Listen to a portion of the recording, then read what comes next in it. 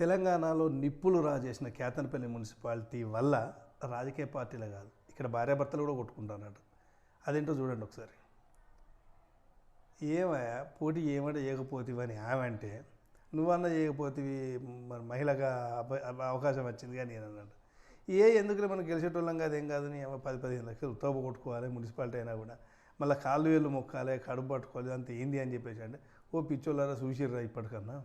అటు చూడు, ఓడిపోయినా పైసలే, గెలిచినా పైసలే, విరమించుకోమని పైసలు, తప్పుకోమని పైసలు, జాక్కోమని పైసలు, లాస్ట్కి ఇప్పుడు గెలిచిన తర్వాత ఎత్తుకపోవడానికి ఎంతనట, 1 కోటి 2 కోట్లు, మొన్నటిదాకా 10 లక్షలు 15 లక్షలు అన్నారట.